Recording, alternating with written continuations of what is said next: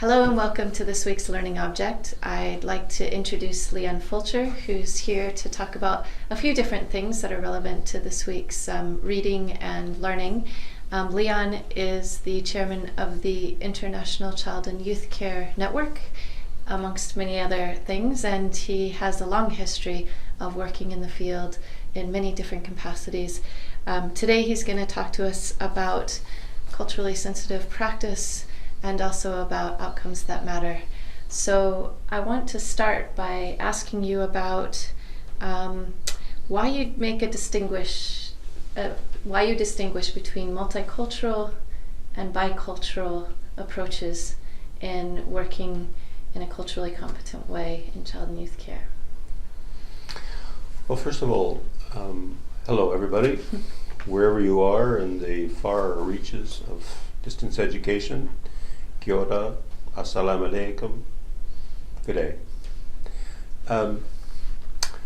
Distinguish between multicultural working and bicultural working. That's basically. Yeah. Multicultural ways of thinking are such that we're thinking about society as a whole, and we have many cultures represented, and that doesn't just mean different cultures from where people came from, but it's also cultures in relation to what they grew up with, where they grew up, what they learned from who they grew up around, etc. So I want to keep a hold of culture as something that's not race and not religion, but is about what you brought with you from your people. Okay. And each of us has people to whom we refer as our people, and where they come from, or as they say in Scotland, where do they come from? Because they'll ask you that, and then they'll say, and where do you stay? And in that distinction, a 7 or 8 year old Scot is able to make a very clear discrimination between you're clearly not from here, and where do you stay? And then the next question is, why are you staying there? Mm-hmm. So that whole piece about multiculturalism is a broad sweep. Biculturalism means that when it comes down to us having an engagement with a young person or family members, it really is about your culture and mine.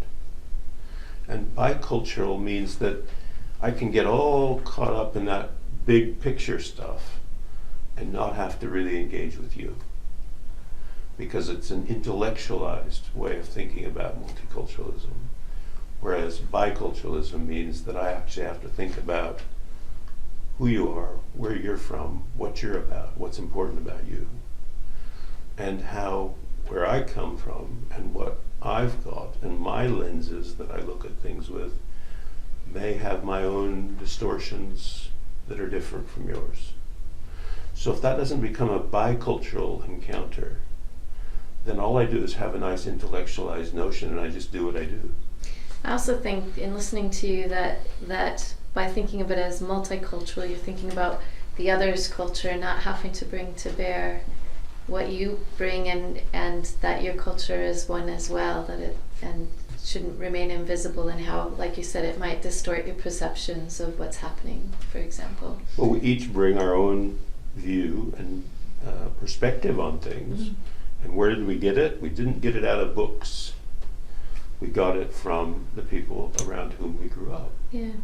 And we got it around not only the family members around whom we grew up, but the friends we played with, the people we're around, the local club we went to, or whatever. So we really have to keep it much more personal and focused if it's going to be relational. Mm-hmm.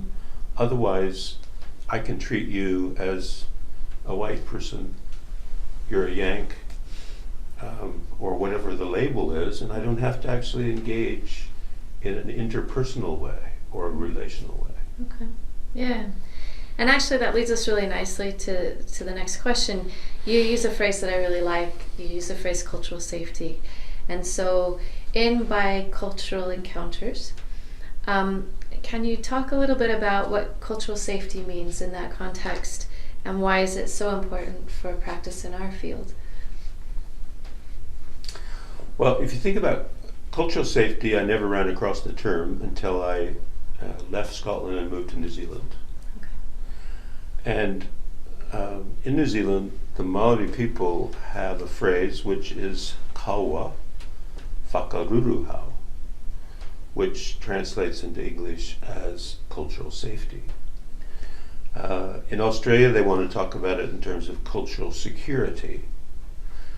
I prefer cultural safety because it means that if I don't do what I need to do to prepare myself to engage with you in a way that means that you're comfortable or you're as safe as you can be, and that your cultural origins, and we can talk about the different ways that that gets unpacked, if I don't acknowledge that as my starting place, then we haven't connected.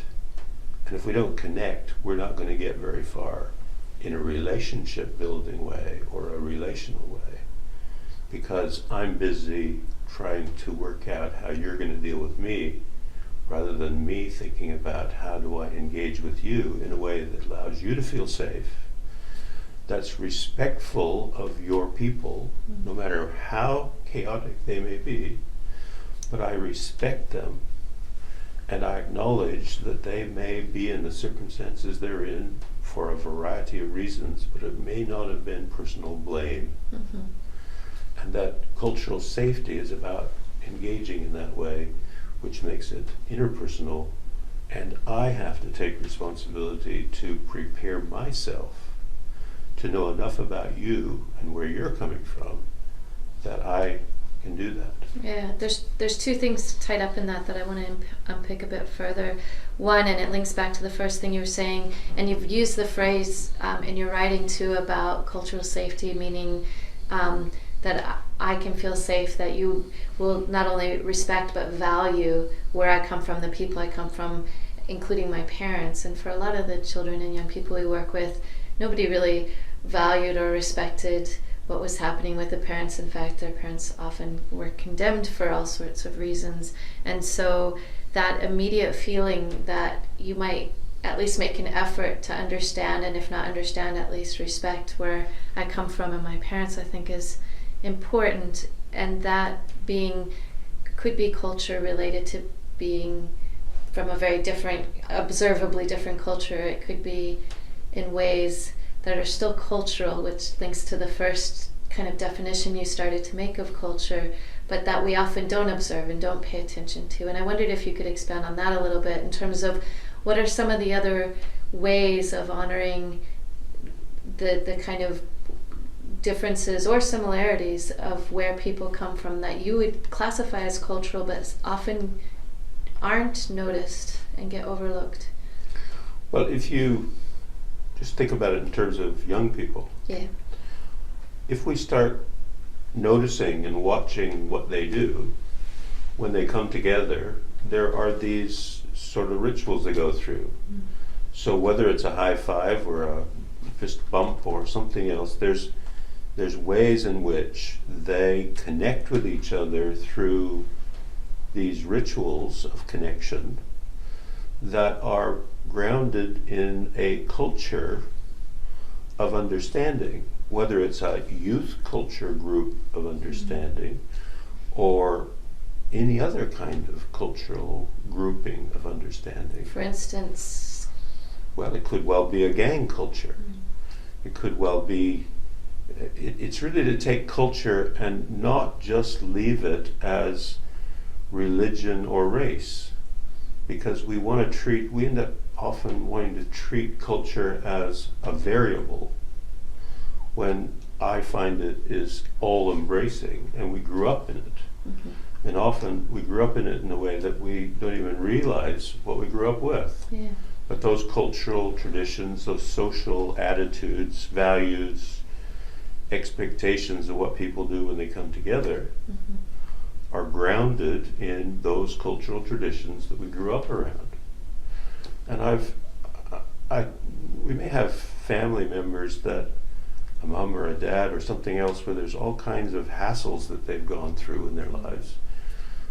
But it doesn't mean that everybody in that family are losers. What actually happens is that we in the social services and the business of caring often lose track of the family members who could make a difference. Or the culture, the people of that culture who could actually be resources. We're busy labeling the ones that were bad and lose track of everybody else. And I maintain that that's where we really have to do our work before we actually start putting our labels and assessments onto the young person, because we're not connecting with them in the terms of their world. We're trying to connect with them by having them have to deal with ours. Yeah, yeah. And, by the way, in ours, we're in a hurry because we've only got 10 more minutes. Yeah. So there's always that built-in hurry thing, Yeah. that in our engaging with young people, we're in a hurry. Yeah. We don't slow it down and actually find a way to do that, which is to connect and engage in that very practical way. And what do I need to do? What preparation do I need to do That's my next question. I wanted you to expound to upon prepare that. for that? Yeah. Tell us a bit more, because you've mentioned preparation and you linked it to cultural safety. Tell me a bit more about what's involved in the kind of preparation that's necessary to practice in a way that attends to the cultural safety of the child, young person, or family. Well, I'm still back at, I have to start with a bit of me. And if I don't start with a bit of me, then it's very easy for me to work out you and not have to take that very far. So I have to work out with me, and so I'm a white guy, I'm a hunky. And in that role, even though I grew up in a family where I had shirts made for me out of the feed sacks that we used, because that's what we had to do, and we hunted in order to feed a family, I still have to accept that I was probably in a slightly better opportunity than some of my schoolmates. And my schoolmates in my first 5 years of school were about half of them were Hispanic people. So my kids I played with and grew up with, I had to think about their lives as children of migrant workers. So one became a civil rights lawyer, and another's on death row, doing a life sentence.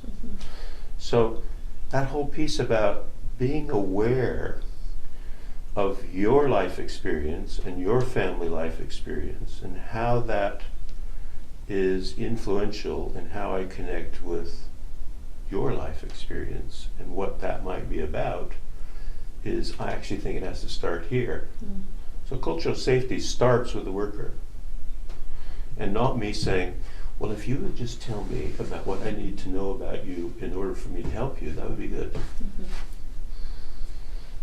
Okay. If I put it in a practical way, when I'm engaging with colleagues in the United Arab Emirates or in Malaysia,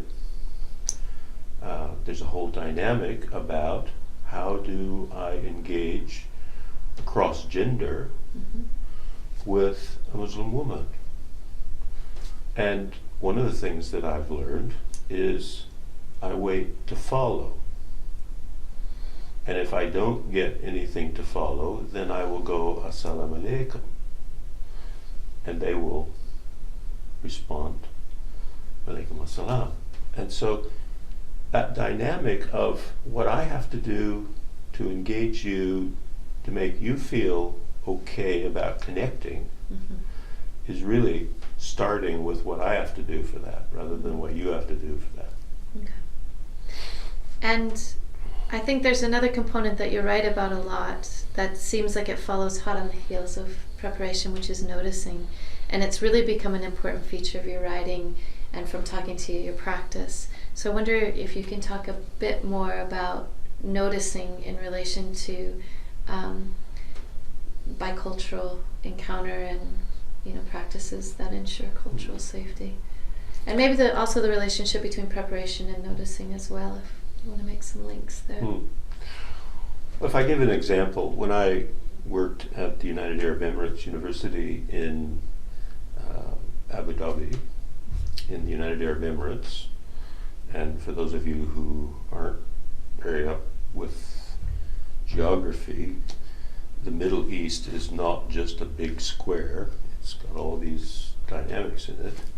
And I was responsible for overseeing the work with 10,000 young people.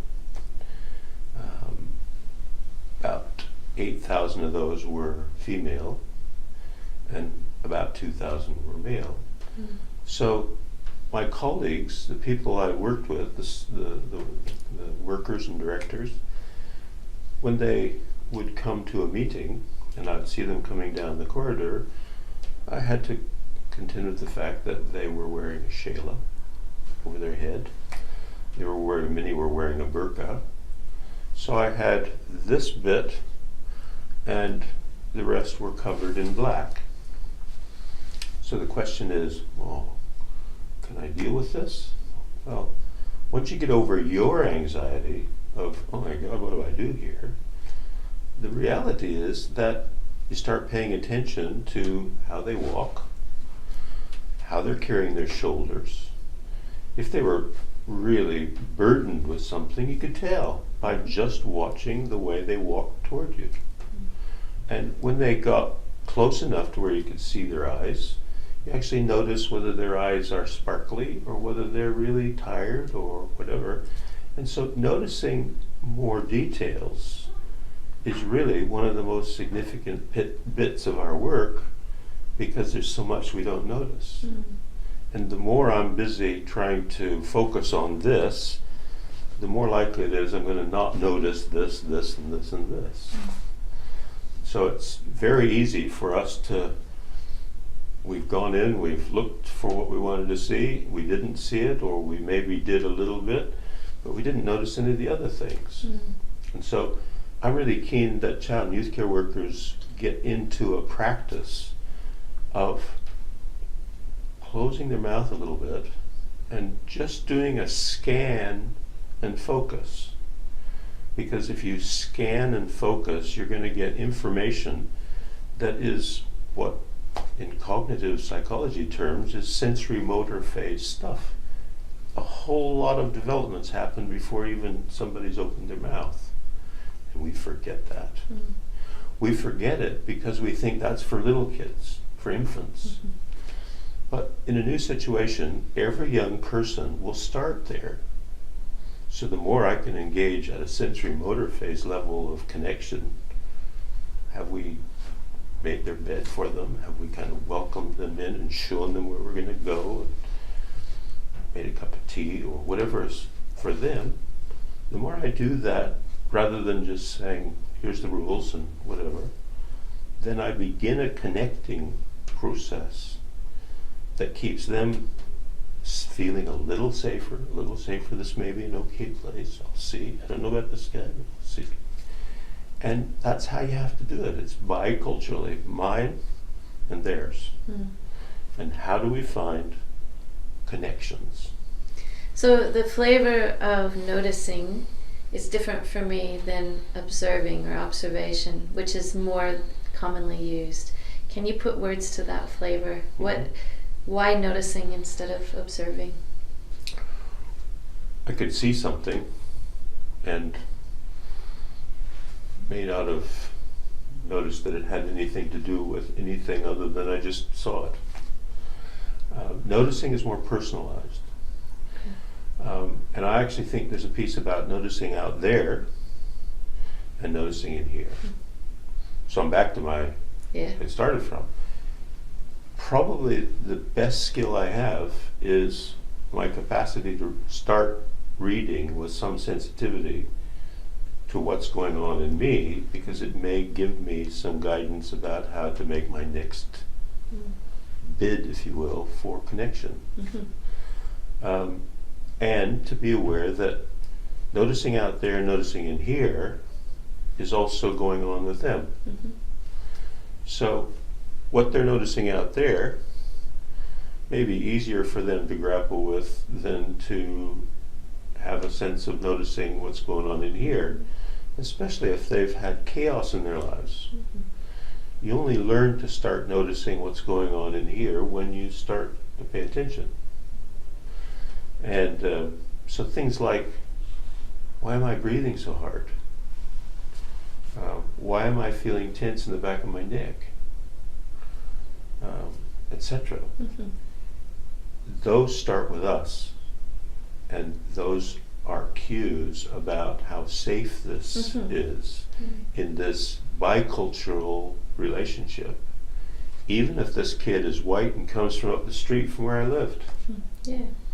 Yeah. Because they don't come into child and youth care very much unless there's been some things going on that were complicated for them. Mm-hmm. So I can't just go in and say, tell me about that, Mm-hmm. until there's some early connectingness going on. And the more I can get to know about their life and the circumstances they grew up in, even before I meet them. Mm-hmm. And that's part of that preparation. Yeah. And about their personal life and circumstances, and then potentially about their cultural, Yeah. more macro cultural, if relevant.